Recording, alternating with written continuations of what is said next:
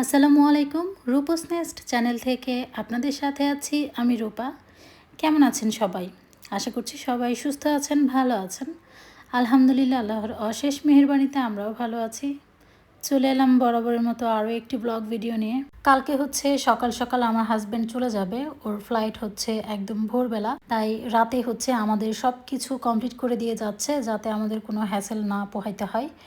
লাগেজগুলো ওজন দিয়ে পারফেক্ট ওজন রেখে তারপর সব কিছু রেডি করে আমাদের জন্য রেডি করে রেখে এরপর কালকে সকালে চলে যাবে। এর জন্য রাতের বেলায় হচ্ছে সবগুলো লাগেজ এখানে ওয়েট করে দেখছি কত কেজি আছে।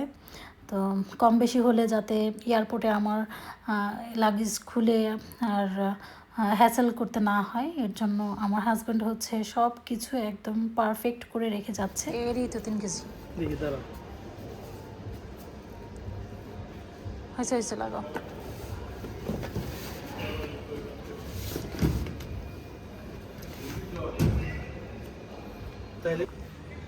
এটা হইতেছে 24 কেজি 64। না একুরেট হবে না, একটু কম বেশি, হালকা একটু কম বেশি হবে। এখন শুধু এটা বাকি আছে, এটা না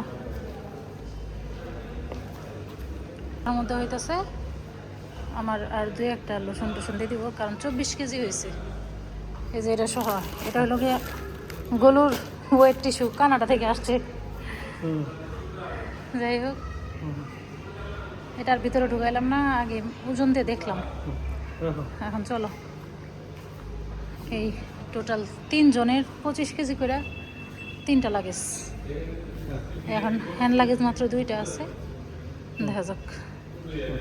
হ্যান্ড লাগেজও তো ভরাই আর কি, যা সংসার নিয়ে আসছিলাম আবার নিয়ে যেতেছি। এই যে কিছু কিছু জিনিস বেশি হয়েছে, এই যে এটা, এই যে বড়ি নিয়ে যেতেছি, মেয়েদের বই খাতা সব আর কি। জায়গায় কীভাবে করবো, পুরো সংসার নিয়ে এসে পড়ছি। বললাম না খুলে দেওয়া লাগবো, খুলে জায়গায় জায়গায় দেওয়া লাগবো। খুলো, দরকার পড়লে 2 ব্যাগে ট্রান্সফার করো, আলাদা করো আর কি।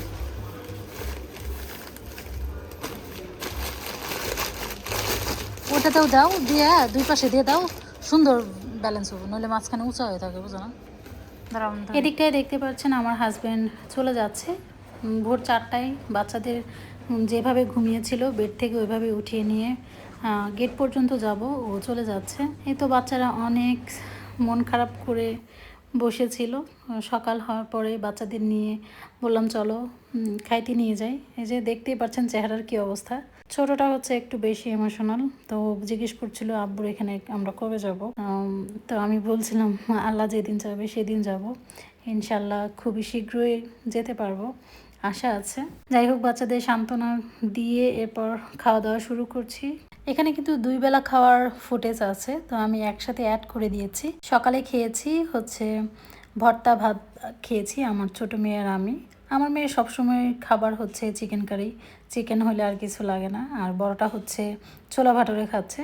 আর এইটা এখন দেখছেন যেটা, এটা হচ্ছে রাতের খাবার। রাতের খাবারটা খেয়ে আমরা চলে যাব 7-Eleven-এ। 7-Eleven থেকে কিছু স্ন্যাক্স আইটেম নিব, কারণ পরের দিন সকালে যেহেতু আমাদের ফ্লাইট, তো সকাল সকাল কিছু খাওয়া হবে না, সাথে স্ন্যাক্সগুলো নিয়ে এরপর এয়ারপোর্টে বসে বাচ্চারা খেতে পারবে ক্ষুধা লাগলে।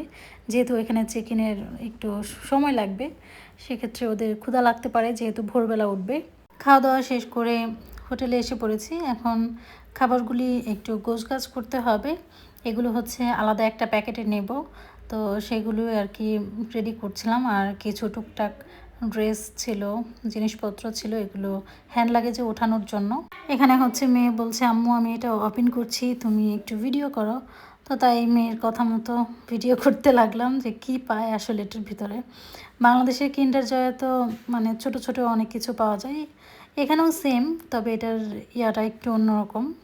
বাইরে যেহেতু বাইরের জিনিস একটু অন্যরকমই হয়। আর একটু পরে হচ্ছে সব কিছু গোছগাছ করে সকালের জন্য রেখে দেব, এরপর ঘুম থেকে উঠেই চলে যাব এয়ারপোর্টে। তো আপনাদের সাথে আসলে ভালোভাবে ভিডিও শেয়ার করতে পারলাম না, আমার হাজব্যান্ড চলে গেছে। আসলে ইমোশনাল হয়ে গেলে আমি ওইভাবে ভিডিও করতে পারি না, অনেকে আছে ভিডিও করে। ছোট্ট করে আপনাদের সাথে শেয়ার করলাম। আজকে এই পর্যন্তই, সবাই ভালো থাকবেন, আল্লাহ হাফেজ।